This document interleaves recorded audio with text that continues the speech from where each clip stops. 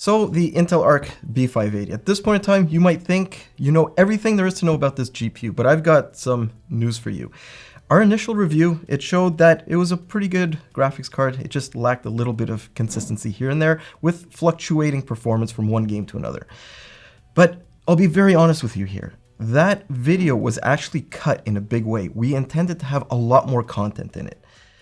We wanted to test it in an old system, and we ran into some numbers that we had to pause production on that part of that video and start retesting in a bunch of scenarios.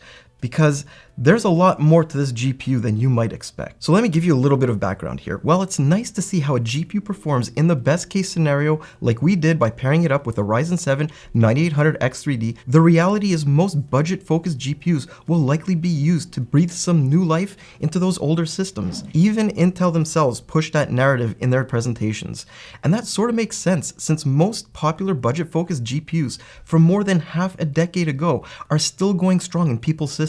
I mean, when you combine all of the GTX 1060 cards, you get a potential market that's larger than the most popular GPU around right now. And that segment, well, it's been pretty much untapped until now. The GTX 1060 and the 1660 cards all launched for under $300. And up until this point, upgrade options like the RTX 3050 and RX 6500 XT were pretty pathetic replacements. Meanwhile, Intel hopes they found sort of like a secret sauce with a GPU that has a lot more memory, a whole other level of raster performance, and at least has some RT horsepower. Okay, so that basically lays out what we wanted to accomplish with that initial video, but we ran into those hiccups that I was talking about before.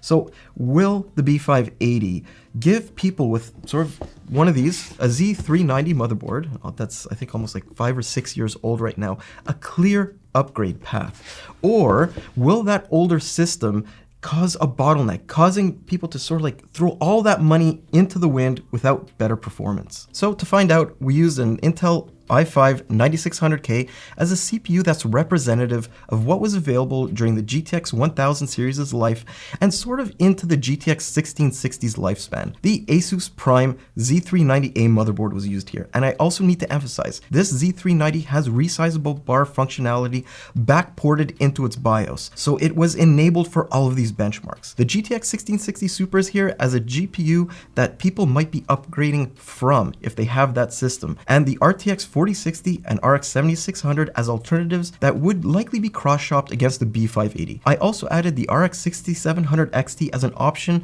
you'll find for around $250 these days in the used market. Finally, I'm also going to show a best case scenario for all the cards with their 9800X3D results overlaid onto the 9600K numbers. The B580 results, meanwhile, are broken off individually. This will be used as a reference point for how much performance is potentially left on the table by sticking to an older system. All of this testing was done at 1080p to represent what a lot of older systems are likely going to be using as a resolution. Let's start with the good news in games like Alan Wake 2. The B580 might not beat the other cards, but it still offers a really big upgrade over the 1660 Super. Meanwhile, none of the cards here see their performance reduced by all that much when using the older system versus the 9800X3D. Surprise, surprise on that one. Doom shows the exact same thing, but even more so considering the older card can't even launch the game with the settings we're using due to its 8 gigs of VRAM. And again, you might be getting a small reduction in frame time consistency by using a 9600K, but overall, the results between it and the 9800X3D are nearly identical across the board. As we move on, so far it's looking very good for the B580 and i5 9600 combo. There are a few minor performance losses here and there, but in general, you don't get any major frame rate cuts, and it also offers frame rates that double and sometimes even triple the GTX 1660 Super's results. Even in some newer games like Black Ops 6, it maintains the exact same position it did on a brand new system. The only issue is that other cards are way out front here. I'm actually happy we included the 6700 XT as an example of what you can get in the used market, because man, that thing just wiped the floor with everything when paired up with a 6-year-old CPU. Either way, I think the highlight here has to be performance retention, because when paired up with a low to mid-tier GPU, that 9600K can still put down some really good numbers. And that leads to the B580 becoming an interesting option as a drop-in upgrade over the GTX 1000 series. And yet there will always be titles that just need a lot more CPU resources, and one of those is Black Myth Wukong. Here the 9600K becomes a pretty significant bottleneck, even with lower end GPUs. In most cases we see a 20% performance drop-off, which still leads to the B580 being much faster than the older card, but that big advantage it had before gets reduced somewhat. And I was actually expecting games like CS2 to particularly suffer from CPU bottlenecking, because in general this is a CPU limited game, but the performance cuts here were relatively small in comparison to Wukong. But there is an ongoing trend here. The more powerful the graphics card, the bigger the drop-off will be when moving to an older and technically slower processor. And that's why the 6700 XT sees such a big performance hit here. Baldur's Gate is another example of this, with every single card getting its performance destroyed on the older system to the point where they can barely beat the 1660. Sure, situations like this are highly game dependent, but when you encounter one, all that money you just spent on a new GPU just gets thrown right into the wind. Now, on the higher end of the GPU spectrum, Cyberpunk is pretty CPU limited in some instances. Moving up to a better processor does have some tangible benefits. Overall though, the B580 still manages to get better frame rates than a half-decade old graphics card, but not by as much as you might think. Meanwhile, the 6700 XT proves that sometimes raw horsepower can somewhat offset the negative effect of an older system. Alright, so look, I wanted to start all the benchmarks off on a positive note. I didn't want to throw negativity at everybody right away. But this right here is where the positivity stops, because there is a whole batch of games that we found in our normal benchmarking routine where the B580's performance simply, for whatever reason, just fell off a cliff.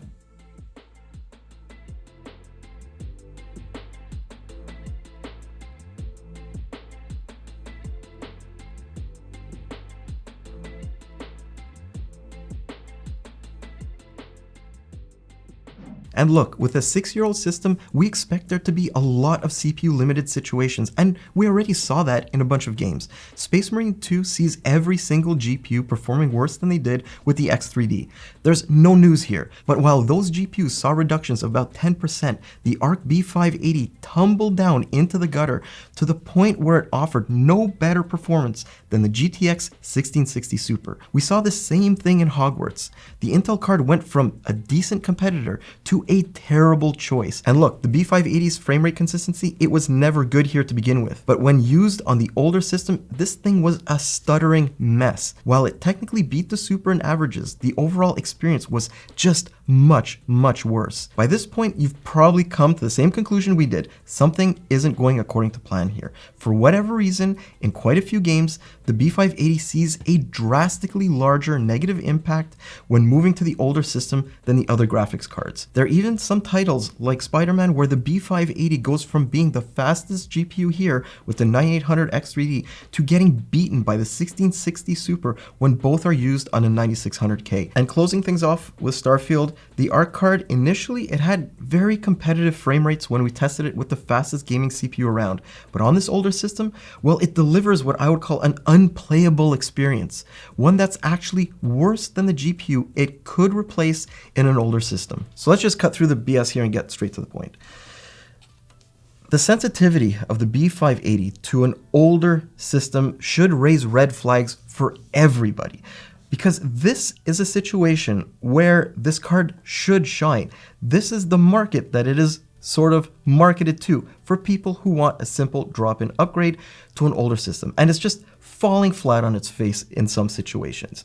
It's so variable. And this is already coming from a card that does have consistency issues in our testing. Now that consistency is just thrown out the window altogether. But what is actually going on here? Well, if you look at the GPU usage across all the games we tested, there's a direct correlation between lower utilization and the games where we're seeing the largest frame rate hits. Meanwhile, if we overlay the RTX 4060 onto this, its relative usage is significantly higher. Considering these two cards are essentially tied performance-wise in these games on the 9800 X3D, there's obviously something holding the ARC B580 back from accessing its full potential here. And no, for the people that are wondering, it is not the 8-lane PCIe interface, since the RTX 4060 also has that. So if I had to guess, well, this all comes down to that sort of like age-old culprit. It's the Intel drivers. And yes, I know that's sort of like a catch-all scapegoat for all of the problems that Intel might have in the GPU space. But it sort of makes sense, because driver development goes down a couple of paths: hardware optimization, game optimization, and platform optimization, to name a few. Intel's current drivers seem to do a good job at the first two, but have been narrowly focused towards more modern platform optimizations. And look, Intel knows these cards will be very popular among the upgrade crowd, but they also know reviewers will likely test them on modern platforms. So I think what they did is they put the lion's share of the resources behind making these cards look as good as possible in reviews and making sure that there were some optimizations for the newest games on the market. Meanwhile, when it came to legacy platform optimization and making sure functionality was there, well, that might have been sort of punted down the road a little bit. But look, this might sound pretty bad right now, but you have no idea how bad it could potentially get for people who want to use these things in maybe like a 3 or 4 or 5-year-old system. Because in a lot of ways, there's a fundamental hardware limitation that should cause buyers with older systems to completely avoid ARC altogether. And that's resizable bar or smart access memory support, and what it means for Intel's ARC series. Back when the A series launched, Intel stated you absolutely needed ReBar or SAM for optimal performance. And then the second question that I think most people want to know is, we've been very open about turn it on. Intel ARC architecture is more sensitive to resizable bar. Turn it on. And it needs to be on, essentially, for a reasonable experience with the product. Okay, so let's pause it here just for a second. So what Intel is saying is that the memory architecture that was used in Alchemist specifically back then was very, very sensitive to ReBar. Now, what I wanted to know is, does that still hold true for Battlemage? Well, the answer is simply yes, absolutely. In the vast majority of games we tested, the B580 saw its performance just about cut in half, while the other cards only saw minor impacts, if any at all. Sometimes it was a bit more, while other times it was a little bit less, and you might even stumble into a super rare situation where frame rates aren't even touched. But overall, it's simply a disaster, since Battlemage relies heavily on resizable bar for its overall performance. Cutting that out leads to it becoming nothing more than a paperweight, a complete waste of money. If your motherboard doesn't have resizable bar support, you shouldn't even considering buying an ARC GPU, period. Now you might be wondering why I'm making such a big deal about ReBar support, and that's because some older systems support it, some of them don't. It's very much a hit or miss situation. And that whole thing, it does put a pretty big dent in Intel's upgrade path narrative when it comes to the ARC series. So how do you know if your system actually supports it? Well, first of all, make sure your BIOS and GPU drivers are completely up to date. In most cases, smart access memory or ReBar support was rolled out to systems between 2020 and 2021. Then see if resizable bar is enabled in GPU-Z. If it isn't and your BIOS does support it, you can enable it in the BIOS right alongside 4G decoding. And I mean, that all begs the question, what happens if you don't have a system with ReBar or SAM? Well, other than to avoid the ARC series altogether, there's a handy utility out there called ReBar UEFI that's been proven to enable the functionality on some otherwise incompatible motherboards. So you could try that at your own risk, of course. And look, the fact that I even have to bring up a third-party tool that you might need to properly support performance on the ARC B580, well, it sort of makes me want to pull out my hair, because Intel had such a good chance here to deliver something that catered to a very large segment of the gaming population. And unfortunately, what we have here is a fundamentally broken experience, at least on the older system that we tested it on. It may be different for some other systems. It may be completely hit and miss, and that is part of the problem. It sort of causes a big unknown when it comes to anybody buying this card and hoping they're going to get a gaming uplift in their situation and not in a brand new gaming system. But anyway, so that is what I wanted to cover in this video. I hope that it really helps you maybe avoid the B580 for the time being for those upgrade situations, because it's still a very, very good card when it comes to brand new builds. So anyways, I'm Mike with Hardware Canucks, and I'll see you in the next one. Have a great day, guys.